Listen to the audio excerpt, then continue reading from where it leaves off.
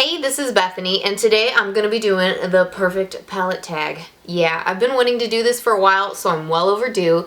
My friend Sela's Makeup 88 tagged me to do the ideal palette tag, and I wanted to do that, but I am going to do something similar with that. It's not exactly the same as the perfect palette tag. So what I'm going to do is pretend she tagged me to do this one, and I'm going to tag her right back to do it as well. So hopefully she will like to do that and enjoy it, and I'm going to link her below for you all to check out. But yeah, so I'm excited to do this and show you guys some of my palettes, and let's get started. Okay, so number one is what is the one with best packaging.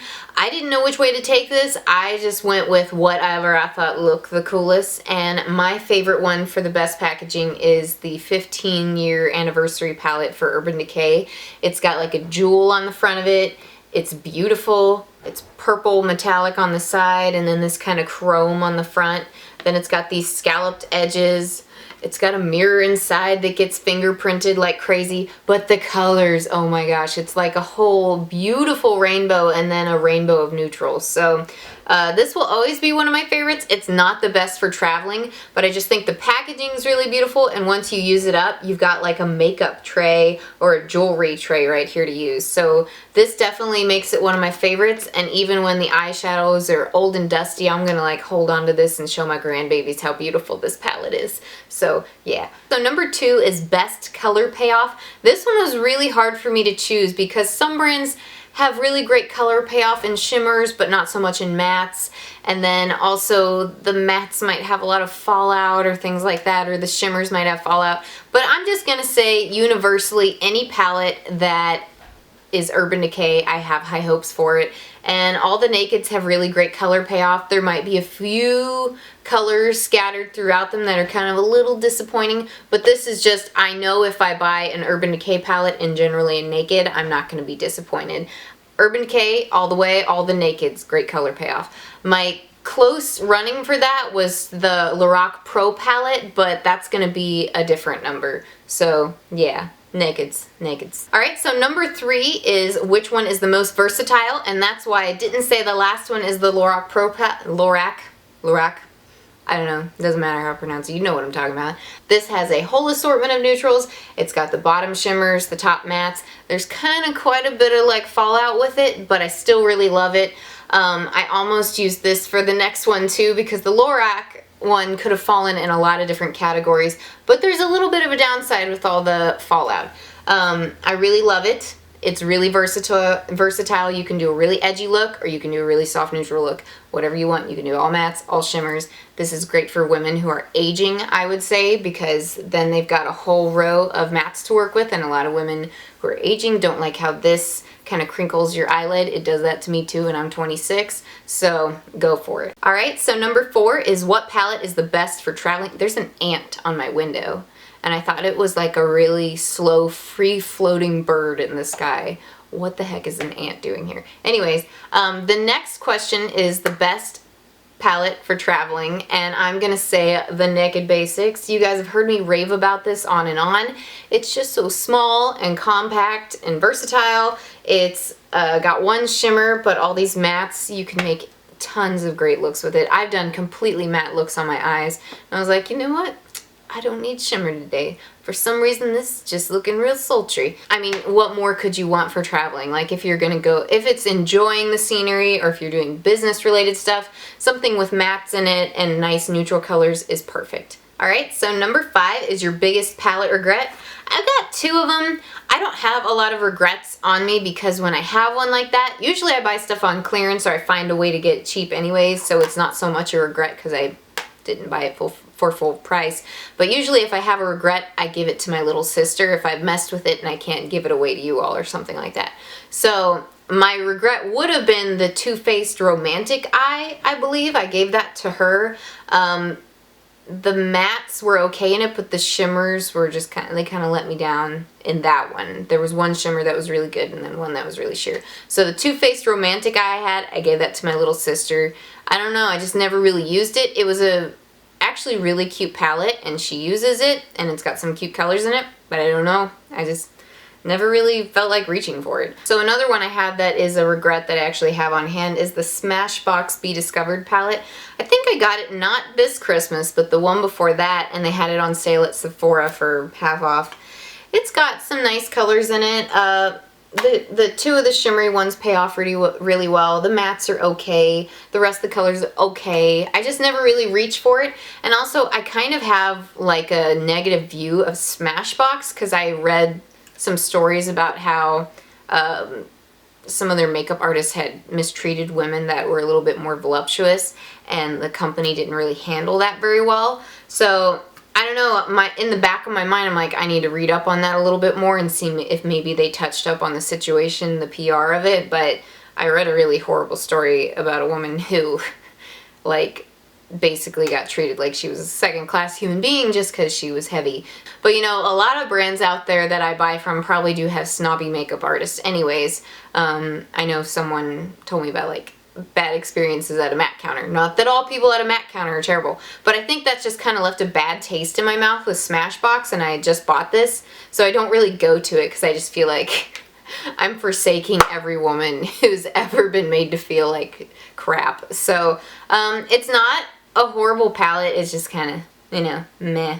So that would be my biggest regret because I didn't end up using it. I should probably give it to my little sister. Okay, so number 6 is best color names. This was actually like second running for me on best packaging, but the packaging is kind of inconvenient, and you can feel if you tug at it a little bit, it could tear because it's kind of like, you know, printed cardboard.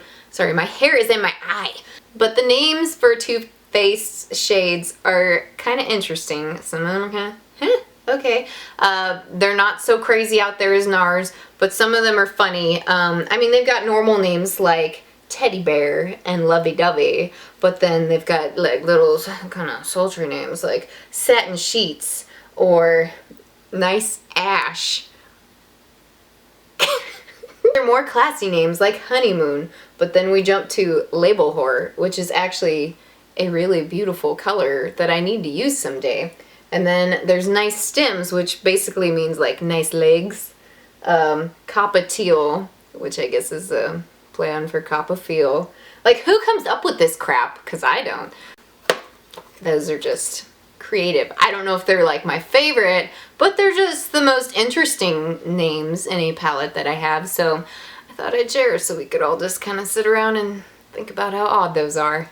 Okay, so number 7 is least used, and aside from that Smashbox palette I showed you earlier that was more of a regret, these two aren't regrets because I know I'm going to use them at some point, but I've got the Creative Me palette, and this is Coastal Scents, and it's really, really bright colors. They're almost like borderline clown colors. So a lot of these colors look kind of similar to the Urban Decay electric palette that's come out just now, and I'm excited to get that and kind of compare these here because they're matte, and some of them have good color payoff. They're kind of so-so. So that's why I don't really use it, but also they're kind of crazy colors, and y'all know me, I love neutrals. I actually am crazy about, you know, wild colors on the eyes, but I kind of like showing you all things that make you feel really beautiful, like what you would want to wear out in everyday life, and most of you don't want to wear colors like this, so that's why I keep pumping out neutral tutorials.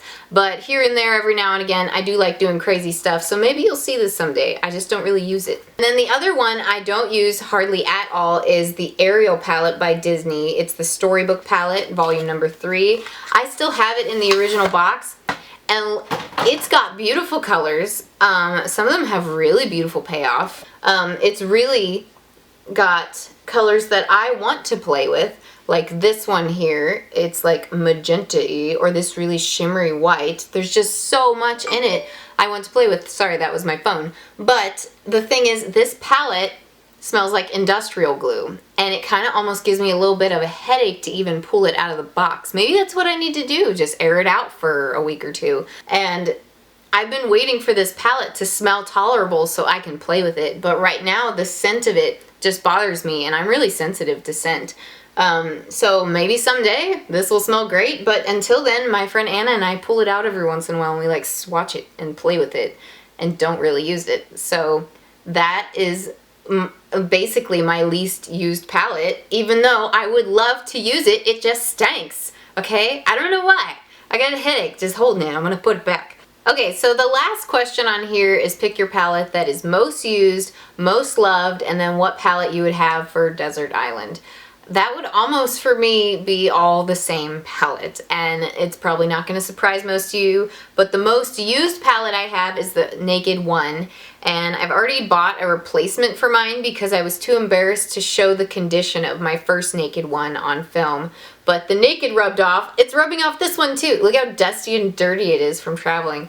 So most used and most loved and Desert Island would probably be all the Naked One. But just for fun, I'm going to say most loved for me, especially this last month, it's been growing, is Naked 3. I didn't know how I felt about it for a long time, but I kind of figured out how to use it and not make my eyes look too tired because all the pink's in it. So most used, Naked One. Most loved, at least for now, Naked 3. Going to a desert island with it, Naked One. Because let me tell you, this Naked 3 is pink, and I'm going to turn pink if I'm on a desert island, and I'll be darned if my eyes are rosy and I'm the shade of a lobster. And I will be. Okay, so this has been my finished perfect palette tag. Hopefully you guys saw some palettes that you'd be interested in using, or you think I need to use more. I don't know. I just know that I stick to what I know you all are comfortable a little bit, and sometimes I need to get out of my box a little bit as well. So I'm going to put everyone I tag below so I don't have to name people off and forget to name some people, but I for sure tag Sela's Makeup 88 because she tagged me to do the Ideal Palette tag. Anyways, this was a really fun tag to do, and I hope all of you all that I tag below do it. If I don't tag you, any of you are free to do it. So it's pretty fun to kind of pull out your collection and kind of take a look at what you really have, because it helps you assess what you keep buying over and over to some degree and what you're wasting money on because you already have really similar crap. That's one thing that I learned today. So yeah, and then it also tells you how much you need. Just a few other things. Just a few. But yeah, so I hope you guys are having a great day, and I hope you enjoyed this video, and I will talk to you later. Bye!